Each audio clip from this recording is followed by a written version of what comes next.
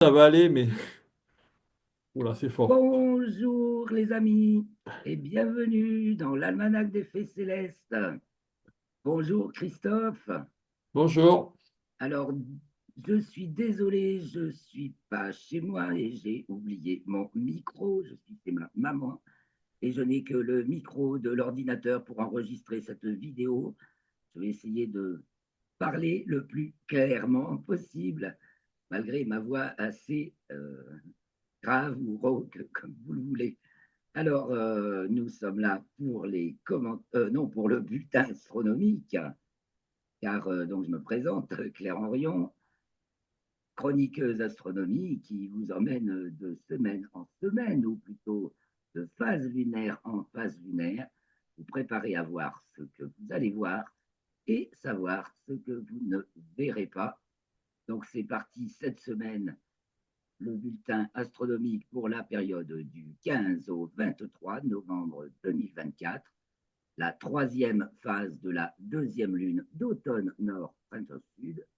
C'est donc troisième phase toujours de la pleine lune au dernier quartier, la pleine lune ayant lieu le 15 novembre à 22 heures quelque chose, 22h28, Euh, 22h28 exactement, 22h30.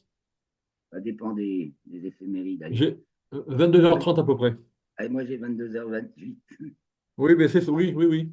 Et le dernier quartier a lieu le donc samedi 23 novembre à 2 heures et quelque chose. 30 aussi. Ouais, 2h30. Ouais. Moi j'ai 2h27. Donc c'est la troisième phase donc, de la pleine lune. Au dernier quartier, la lune est donc gibbeuse décroissante. Nous allons reparler de la pleine lune. Ah, Elle va être très haut dans le ciel cette semaine, donc on va peut-être commencer tout de suite. Je commence de suite par partager la fiche résumée. Nous allons voir la Lune, le Soleil. Le Soleil, cette semaine, change de signe, change de constellation et se trouve à l'opposition d'Uranus. Donc, il y a à dire sur le Soleil et puis les planètes. Saturne qui reprend son mouvement direct. Donc, et Uranus qui est à l'opposition du Soleil. Ça fait un environnement assez technologique. Une ambiance assez technologique cette semaine. On va en reparler. Alors, je partage.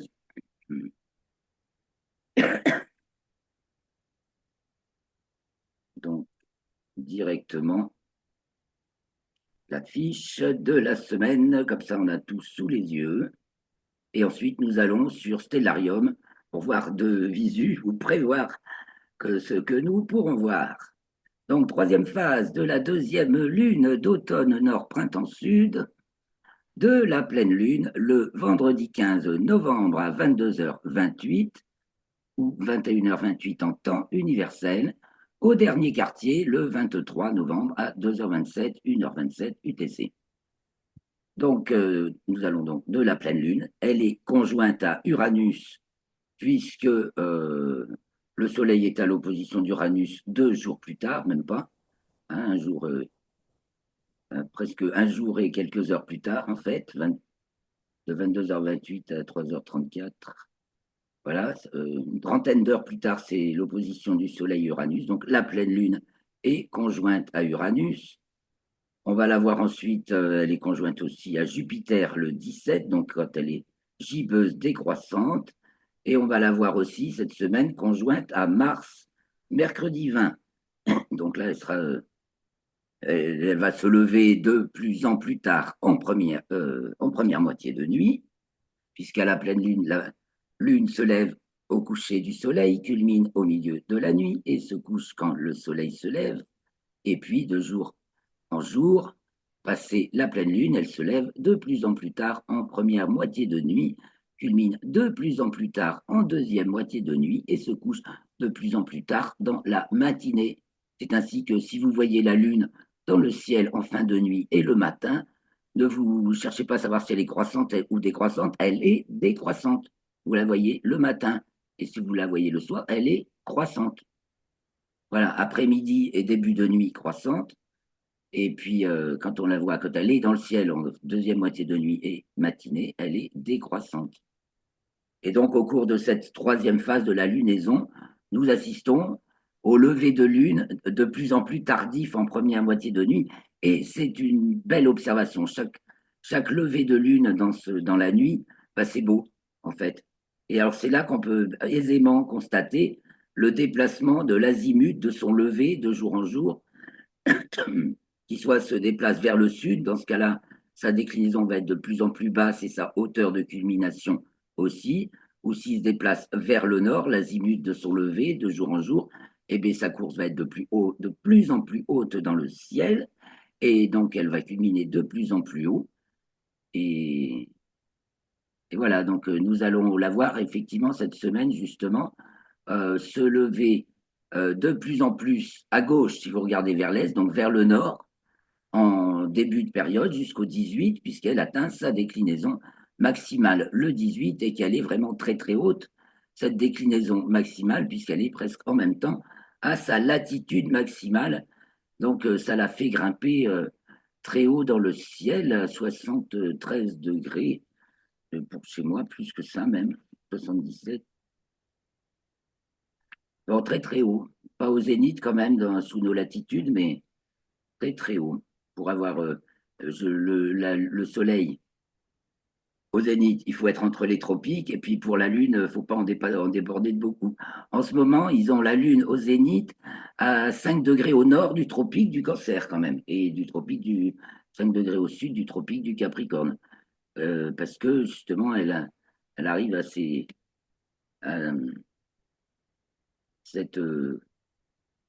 à chaque fois, je me dis, je retrouve le mot. C'est pas élongation. Enfin, si, c'est quand même son élongation, l'élongation maximale de l'azimut de son lever et de son coucher. Donc voilà, pour la Lune. À part ça, ben, elle s'approche de l'apogée, même si c'est un peu plus tard, puisque la période se rallonge, hein. Et, sa distance à la Terre augmente. Prochaine apogée, je vais vous dire ça. Prochaine apogée, je sais pas, bientôt. Je l'ai noté normalement. Bon, eh bien, ce sera la semaine prochaine. Et donc, la période, elle passe de plus en plus de temps dans chaque signe. Et donc, on va la voir, puisqu'elle est très haute.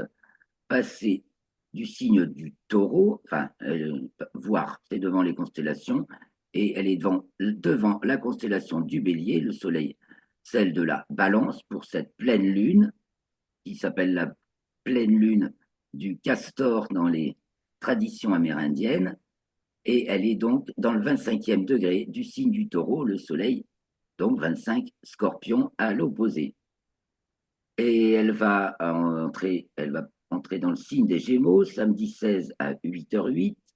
Donc, en conséquence, dans la foulée, elle est conjointe aux Pléiades, puisque les Pléiades marquent de nos jours, en raison de la précession des équinoxes, le premier degré du signe des Gémeaux. Donc, conjointe aux Pléiades le 16 à 8h32, donc à voir le 17 au soir, puisque la culmination a lieu à 0h, la lune culmine à 0h37, soit au minuit vrai, c'est la pleine lune, donc la nuit du 15 au 16, et les Pléiades à 0h57, et comme la lune passe tout près des Pléiades, elle les occulte pour le nord-est du Pacifique, l'Amérique du Nord et le nord-ouest de l'Atlantique. Je continue avec la lune, ensuite elle est conjointe à Aldébaran, mais elle passe très très au nord d'Aldébaran, le 17 à 0h39, le 17 à 21h52, donc la nuit suivante, la nuit du 17 au 18, notre lune gibbeuse décroissante est conjointe à l'étoile Elnat, donc bêta du taureau, au bout de la corne du taureau, celle qui fait la jonction avec le cocher. On va voir ça avec Stellarium. Et donc là, elle est tout près de l'étoile, hein, et je crois qu'il y a une occultation. Et donc là, à ce moment-là, les deux se lèvent en même temps à 18h15 et culmine aux alentours de 2h30, l'étoile en premier. La Lune entre dans le signe du Cancer lundi 18 à 9h49 et atteint donc sa déclinaison maximale ce même lundi 18 novembre à 11h19 à 28 degrés 32 au-dessus du plan équatorial, ce qui l'a fait culminer très haut pour notre localisation 78,5, oui 83. Oh, waouh! Hein, puisque nous on est pour 45 degrés de latitude nord, ça fait 45 degrés, on rajoute 23 degrés de déclinaison nord, donc 78, et on rajoute 5 degrés de latitude nord de la Lune en plus, on arrive à 83 degrés pour la latitude 45 nord, donc tu enlèves 4 degrés, 79 degrés de hauteur de culmination à Paris pour la Lune le 17, quoi, le 17 novembre. Bien cela, oui. Et donc, elle culmine vers 2 heures du matin, donc le 18 au matin. Voilà. Et donc, elle atteint sa latitude maximale quelques 6 heures plus tard. Ensuite, elle est conjointe à l'étoile Pollux le 20 à 3h07. Et là, à ce moment-là, elle se lève à 20h24. La Lune à 20h30. Et puis, elle entre dans le signe Pollux, l'étoile Bêta Gémeaux de la constellation des Gémeaux, mais néanmoins la plus brillante des deux étoiles qui marquent les Gémeaux, Castor et Pollux.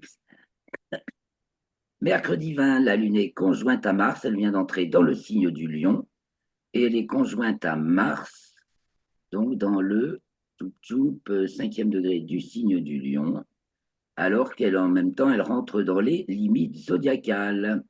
Donc elle redescend en déclinaison, elle pétait à 28 degrés de déclinaison, elle redescend dans les limites qu'atteint le Soleil lui-même au solstice, ce Soleil qui trace les limites zodiacales.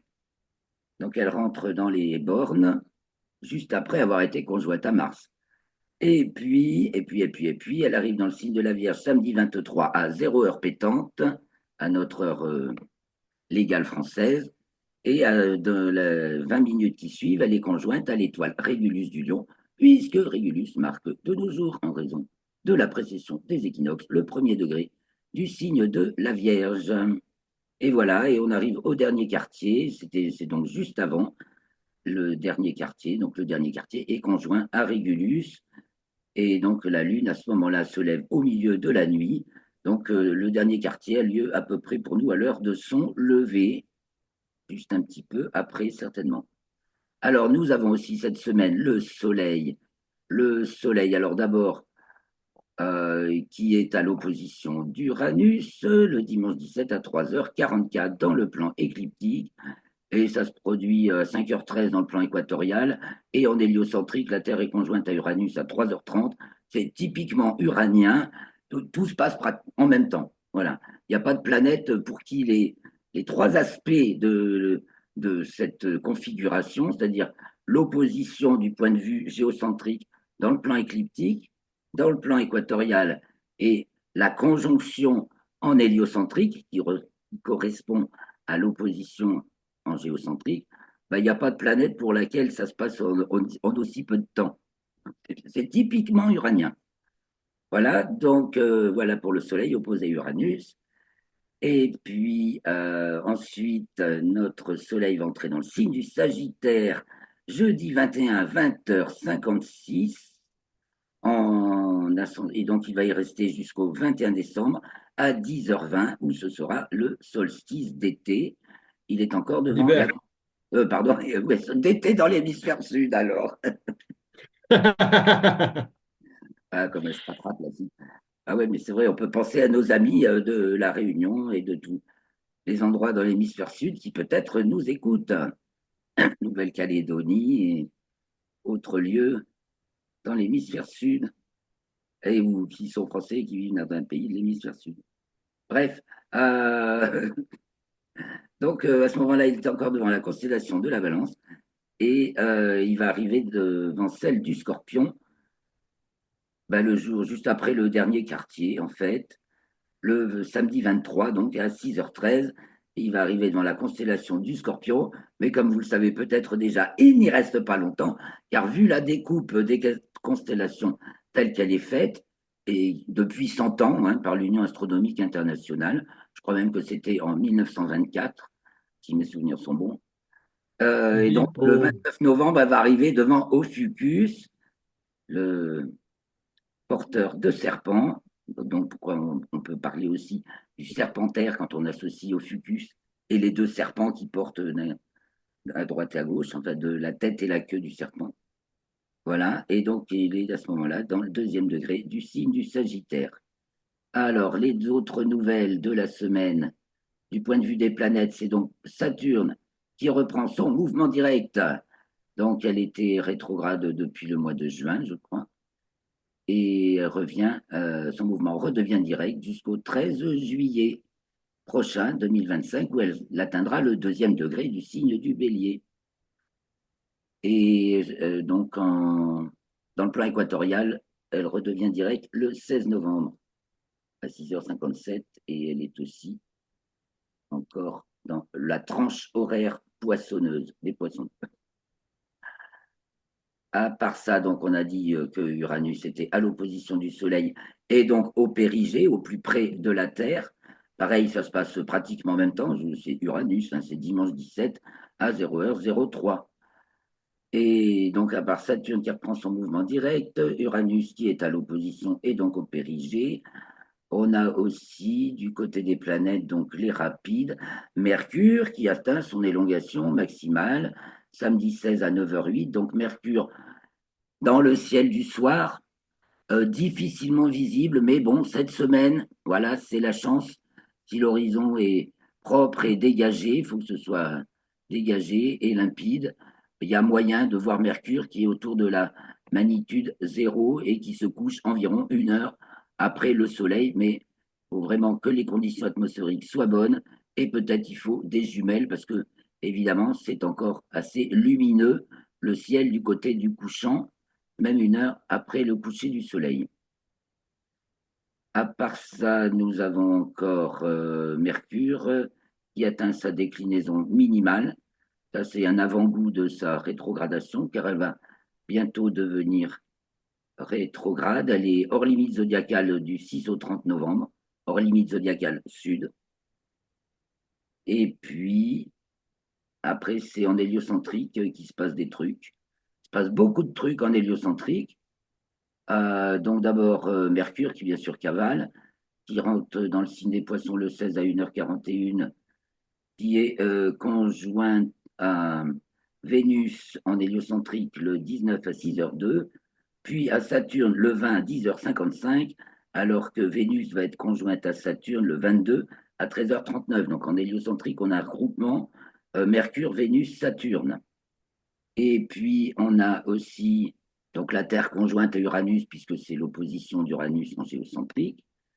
On a notre Vénus qui atteint sa latitude minimale en héliocentrique, voilà. Et ce sera le 30 novembre en géocentrique, parce que le point de vue n'étant pas le même, eh bien, en hélio, on la voit descendre et commencer à remonter, si on est du point de vue du Soleil, alors que du point de vue de la Terre, elle descend encore jusqu'au 30 novembre à une mesure variable, alors qu'en héliocentrique, c'est fixe. C'est toujours 3 degrés 23 minutes pour Vénus, ce qui est l'angle d'inclinaison de son plan de révolution autour du Soleil sur l'écliptique, c'est-à-dire le nôtre, plan de révolution autour du Soleil.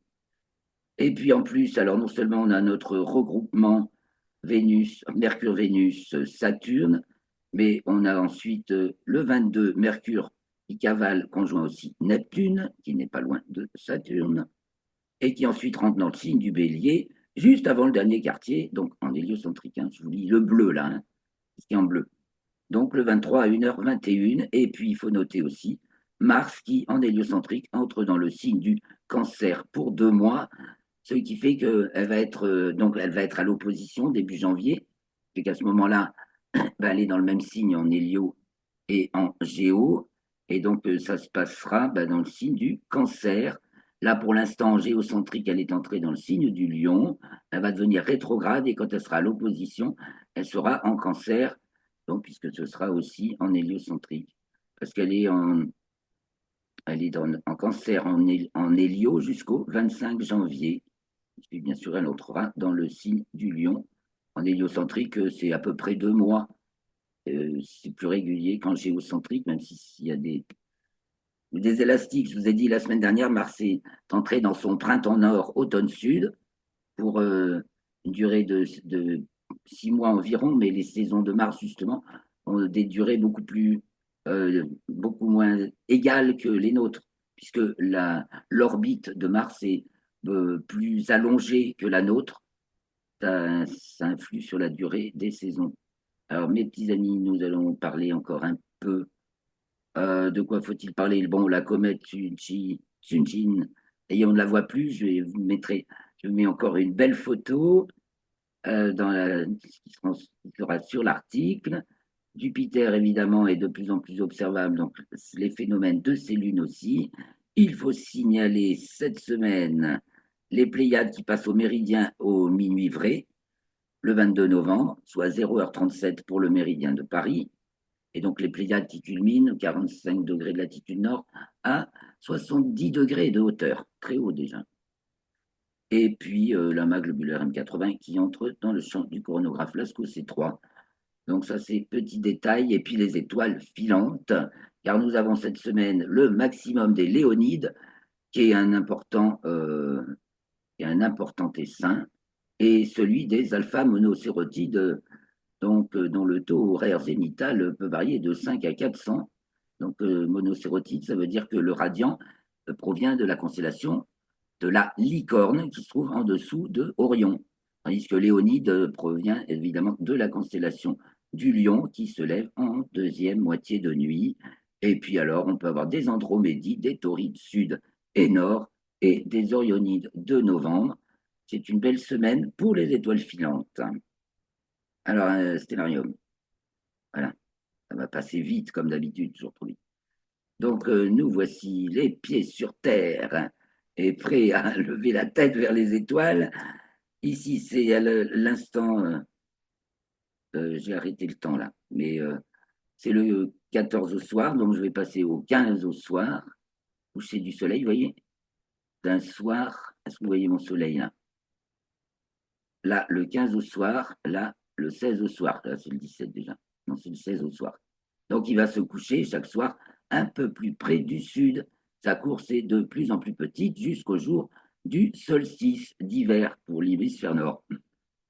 Donc, le soleil se couche et la nuit arrive. Donc, le soleil est devant la constellation de la Balance, comme nous l'avons dit. Vous voyez, 17h43. Là, vous pouvez essayer de choper Mercure quand même à 2 ou 3 degrés au-dessus de l'horizon, tandis que Vénus, voilà, vers 18h, horizon dégagé. Alors, on va se mettre un océan pour l'horizon. Paysage, océan. Voilà, donc on peut attendre jusqu'à 18h. Et là, Mercure peut se distinguer avec des jumelles. Et Vénus se voit bien, donc nous sommes là au sud-ouest. Alors, on va se tourner vers le sud parce que très tôt, vous voyez, ben, sud-est, on a Saturne. Je suis allé trop loin. Et je vais diminuer un peu.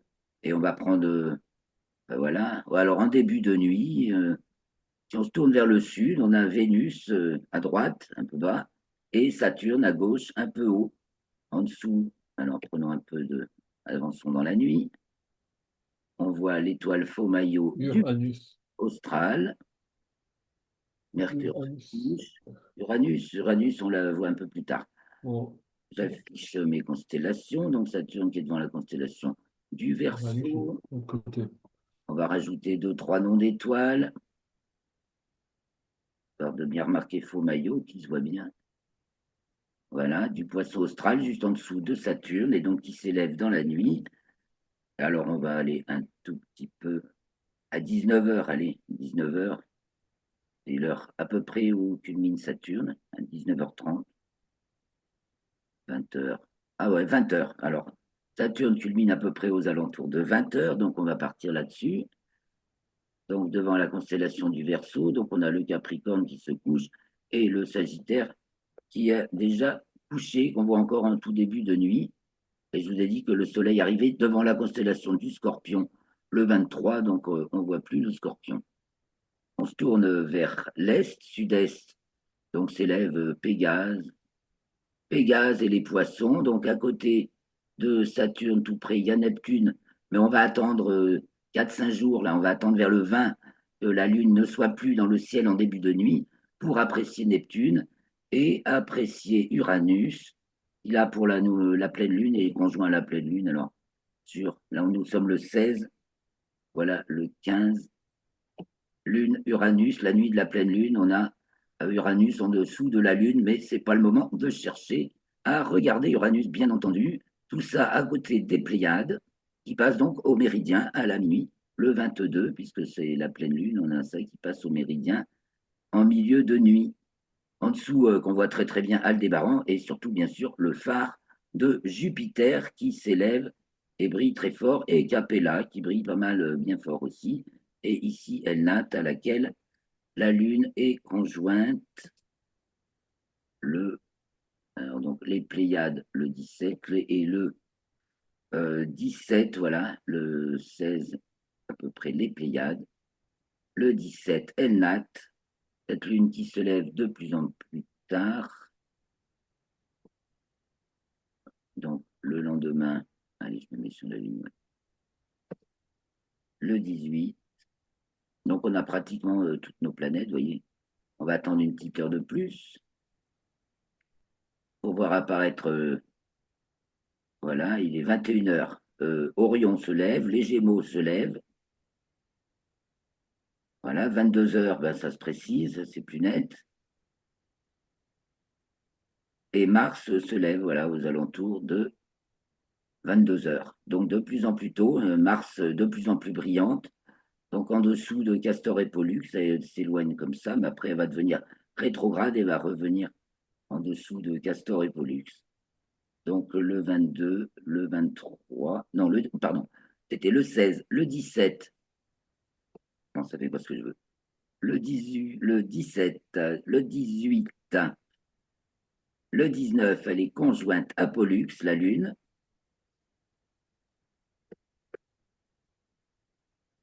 Le 20, elle est conjointe à Mars. Donc on va se mettre un petit peu là. Et elle va se lever de plus en plus tard. Donc on va prendre un peu plus de retardé dans la nuit. Là, il est 23 heures, minuit, donc la nuit du 20 au 21, 0 heure. Voilà le lion qui se lève avec les léonides qui fusent. Ici, donc, le radiant des alpha-monocérotides. Et donc, on se tourne un petit peu vers le nord. Voilà, et il nous reste la nuit du 21 au 22. La Lune arrive devant la constellation du Lion.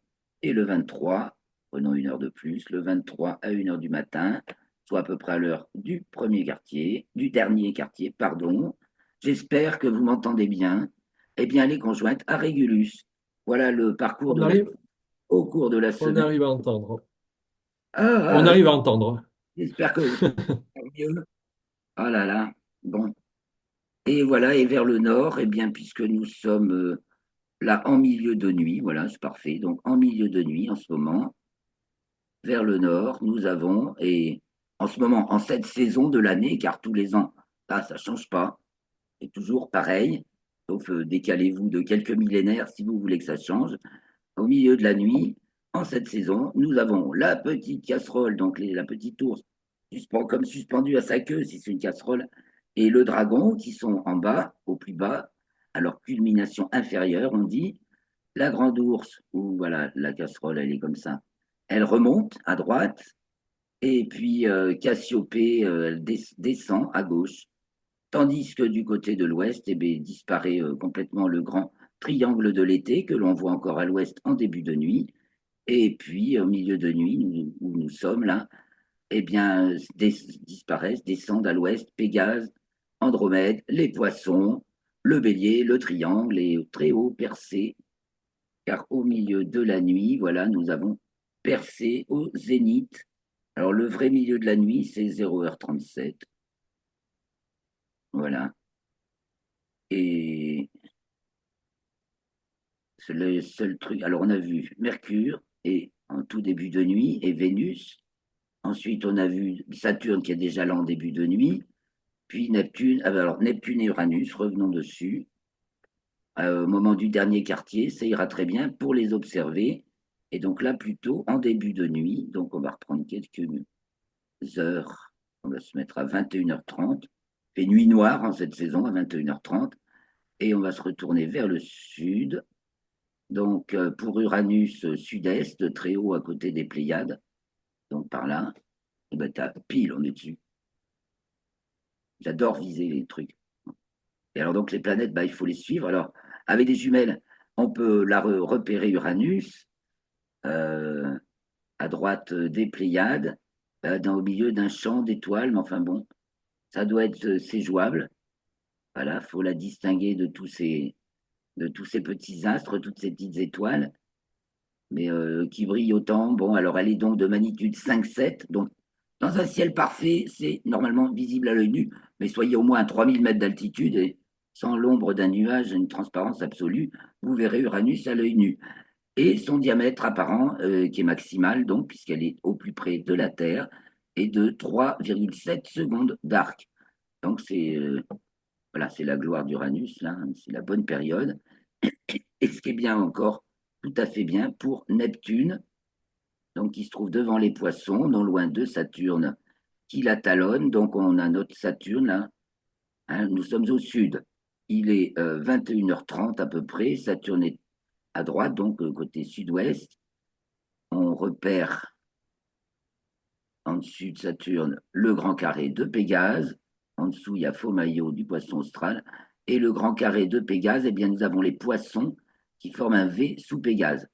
Et devant la tête des Poissons, qu'il faut finir par distinguer, cette petite figure à cinq côtés, il y a ce petit rectangle qu'on repère et Neptune à côté du petit rectangle. Non, c'est pas elle, voilà. Plutôt là, voilà. Voilà, donc Neptune, c'est très bon moment pour voir Neptune en début de nuit, à partir du 19-20. Il faut qu'il fasse nuit noire et que la Lune ne soit pas encore là. Et voilà, donc elle est rétrograde aussi, hein. Uranus est aussi rétrograde, d'ailleurs, les deux sont rétrogrades. Là, il vous faut forcément un instrument pour apprécier la belle planète Neptune. Alors, nous allons aller voir quelques images. Tout va bien, Christophe? Oui, Bon, bah oui, c'est. oui. Alors, il me reste quelques minutes pour partager les images que j'ai sélectionnées. Minute. Vous retrouverez dans l'article. J'en profite pour vous dire merci à tous les abonnés qui augmentent gentiment chaque semaine. Merci infiniment. Merci pour vos likes et vos partages et vos commentaires. Et je m'efforce d'en tenir compte. J'ai toujours besoin que je fasse une gaffe. Alors bon, aujourd'hui, c'est l'oubli du micro, hein. Partageons les images et restons d'être dans le temps.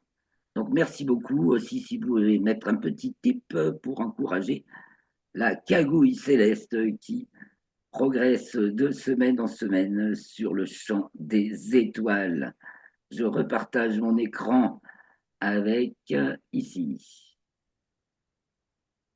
Voilà, donc première image, le parcours de Mercure, puisque Mercure avance vite devant les étoiles. Alors, dans le trait jaune continu, c'est le plan de l'écliptique, et le trait des petites croix, c'est Mercure, donc du 1er octobre au à début mars prochain, et elle sera devant les Poissons. Là, actuellement, nous sommes donc, c'est novembre, 14 novembre, voilà, elle avance encore. 14 novembre, elle va devenir rétrograde fin novembre, on suit sa rétrogradation, elle passe au-dessus du plan de l'écliptique, elle est devant là, le Scorpion et Ophiuchus. D'ailleurs, c'est marrant parce qu'elle va broder sur la frontière des constellations Ophiuchus et Scorpion. Donc actuellement, elle est devant Ophiuchus, elle va repasser devant le Scorpion, puis elle repassera devant Ophiuchus, et elle arrivera dans le Sagittaire après sa rétrogradation, donc au mois de janvier. Voilà. La Lune, quand elle va être à sa libration minimale en latitude, le 19 novembre, donc histoire de repérer le cratère Atlas et son pote Hercule qui est juste à côté, voilà. Donc ça, c'est la nuit du 18 au 19, donc à 3 heures du matin. C'est le coucher du soleil sur la Lune, donc on voit Atlas, et la nuit suivante, bah, dès que la Lune s'est levée, vous pouvez regarder, vous aurez le coucher du soleil sur Hercule. Vous pourrez apprécier la progression du coucher du soleil sur la Lune.